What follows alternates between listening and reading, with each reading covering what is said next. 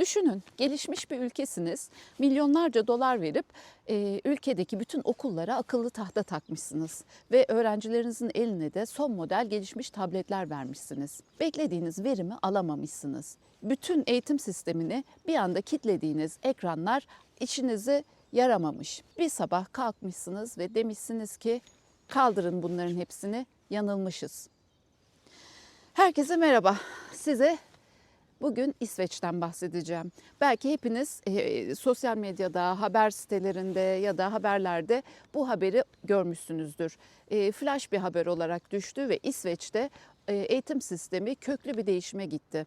Pandemiden önce büyük bir yatırımla eğitim sistemini tamamen dijitalleştirmişti İsveç ve neredeyse kitapları tamamen kaldırmıştı. Öğrencileri dijital sistemin içine yerleştirmişti. O günden bugüne hayli yol kat ettiler ama eğitimde aldıkları sonuçlar çok da bekledikleri gibi olmadı. PIRLS sonuçları, PISA sonuçları onların beklediği sonucu vermedi.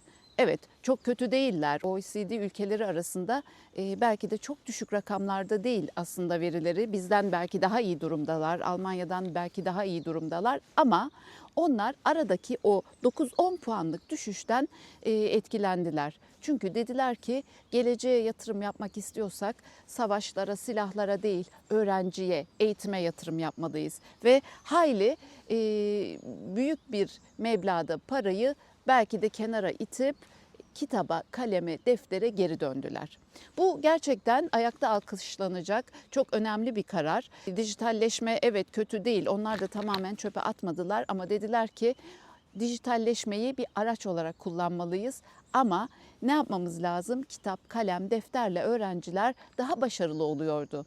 Çünkü PISA ve PIRLS'te aldıkları sonuçlar onlara bunu göstermişti. Şimdi insan isteyince çok güzel bahane buluyor. İşte bunlar Z kuşağı çocukları, bunlar işte pandemi çocukları, o dönemde dijitalleşmeye mecburen gidildi, tabletle büyüdüler, o dönemi yaşadılar. Hayır, insan bahane aramak istediğinde gerçekten bahane buluyor. İsveç de o dönemde dijitalleşti. Birçok ülke aynı dönemde dijitalleşmeye gitti ama onlar tam zamanında karar verdiler ve gerçekten çok büyük bir meblağda parayı belki de yatırım yaptıkları o parayı kenara iterek şimdi yeniden çok büyük bir eğitim bütçesi ayırdılar. Dünyada şu anda birçok ülke savaşa, silaha yatırım yaparken onlar eğitime büyük bir bütçe ayırarak kitap, kalem, deftere geri dönüş yapıyorlar. Neden? Ben bunları yıllardır yazmış olduğum yazılarda hep ifade ediyorum. Son zamanlarda videolarımda da anlatıyorum. Okumanın yerini, kitabın yerini hiçbir şey tutmuyor.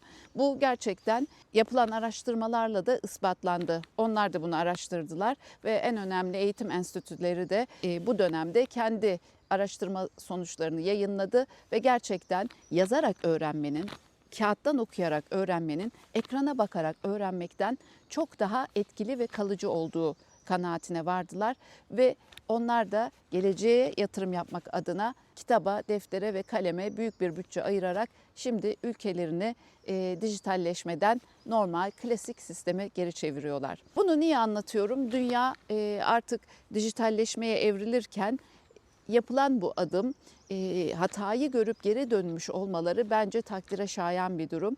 Birçok ülke bunu belki de dikkate almalı. Belki birçok ülke bunu daha düzenli, daha iyi bir şekilde değerlendirdi. Onlar tamamen dijitalleşmiş. Mesela Almanya'da şu anda dijital tahtalar kullanılıyor ama kitap, defter, kalem her zaman, yazı hiçbir zaman göz ardı edilmedi. Belki biraz daha dengeli. Şimdi İsveç'in de belki yapacağı bu. Ama yerinde bir karar, zamanda bir teşhis ve cesur bir adım attıkları için ben İsveç'in yapmış olduğu bu yatırımı, atmış oldukları bu anlamlı adımı gerçekten çok olumlu buluyorum ve bütün dünyaya örnek olmasını diliyorum. Öğrencilerimize, çocuklarımıza okuyan, anlayan, okuduğunu anlayan bir nesil yetiştirmek istiyorsak bunları hepimiz, bütün ülkeler yapmak zorunda, yapmalıyız. PISA ve PIRLS sonuçları dedim. Bu konuda sizinle ayrı bir videoda Onların neyi, kimi, nasıl ölçtüklerini de size anlatacağım. Bu önemli bir değerlendirme kriteri. İsveç dediğim gibi 9-10 puan geriye kaymış bu PIRLS ve PISA sonuçlarında. Ona göre bu kararı aldılar. Bununla ilgili de bir başka videoda görüşeceğiz. İzlediğiniz için hepinize çok teşekkür ediyorum. Hoşça kalın.